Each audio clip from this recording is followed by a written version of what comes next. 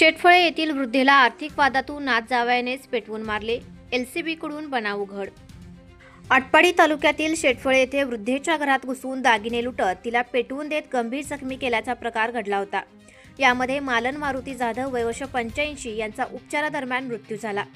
कोणताही पुरावा तसेच सीसीटीव्ही नसताना स्थानिक गुन्हे अन्वेषणच्या पथकाने कौशल्य पणाला लावून आव्हानात्मक गुन्ह्याचा छडा लावला आहे. आर्थिक आणि जमिनीच्या वादातून नात जावयाने हे भयंकर कृत्य केल्याचे तपासात उघड झाले. या प्रकरणी संशयित जावई राजेश दिलीप गायकवाड वय वर्ष 30 राहणार बलवडी तालुका खानापूर याला अटक केली आहे.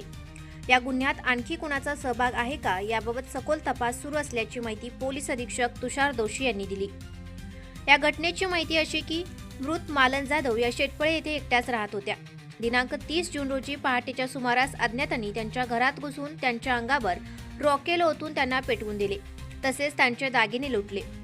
उपचार सुरू असताना मालन जाधव यांचा शुक्रवारी मृत्यू झाला. घटना घडल्यानंतर आटपाडी पोलिसांनी घटनास्थळाचा पंचनामा केला, परंतु परिस्थितीजन्य कोणताच पुरावा पोलिसांच्या हाती लागला नाही. तसेच सीसीटीव्ही परिसरात नसल्याने चोरट्यांचा देखील काहीच ठावठिकाणा कळला नाही. स्थानिक गुन्हे अन्वेषण विभागाने तपासाची सूत्रे हातात घेतली. मयत मालन जाधव यांना 3 मुले, 1 मुलगी तसेच नातवांडे आणि नातसून असा परिवार होता. कुटुंबातील सदस्यासमवेत तसेच माहेरी लोकांसोबत मालन यांचे पटत नव्हते. त्यामुळे बऱ्याच वर्षापासून विभक्त राहून त्या उदरनिर्वाह करीत होत्या. मालन यांच्या नावावर त्यांचे माहेर असलेल्या बलवडी तालुका खानापूर येथे आणि शेटफळे गावी त्यांची शेत जमीन आहे.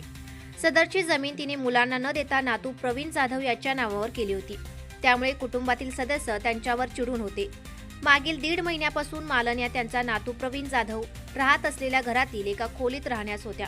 दिनांक 30 जून रोजी पहाटेच्या सुमारास मयत मालन हिच्या नातीचा नवरा राजेश गायकवाड हा तिच्या घरात घुसला. त्याने त्यांना मारहाण करून त्यांच्या अंगावरील सोने चांदीचे दागिने जबरदस्तीने काढून घेतले. यावेळी तिने प्रतिकार केला असता त्याने मालन जाधव यांना पेटवून दिले. वृद्धेला जिवंत जाळल्यानंतर आरोपीने तेथून पलायन केले होते. फिर्यादी विठ्ठल जाधव यांनी मालन यांना तातडीने प्राथमिक उपचार केंद्रात दाखल केले. तेथून त्यांना सांगलीतील शासकीय रुग्णालयात हलविण्यात आले. पोलीस मालन जाधव यांच्यापर्यंत पोहोचेपर्यंत गंभीररित्या भाजल्यामुळे त्या बेशुद्ध पडल्या होत्या. त्यामुळे त्यांचा जबाब नोंदवण्यात आला नाही. साहजिकच आरोपीच्या संबंधी कोणतीच माहिती पोलिसांना मिळाली नाही. बेशुद्ध होण्यापूर्वी मालन यांनी नातेवाईकांशी संपर्क साधला होता. त्या एकीव माहितीवरच पोलिसांनी तपास केला. तांत्रिक तपासाच्या आधारे पोलिसांनी नात जावई राजेश गायकवाड यास ताब्यात घेऊन चौकशी केली. त्यावेळी त्याने वृद्धेला पेटवून दिल्याची कबुली दिली. दागिने देण्यास विरोध केल्यामुळे पेटवून दिल्याचे कारण या कृत्यामागे नसावे असा पोलिसांना अंदाज आहे.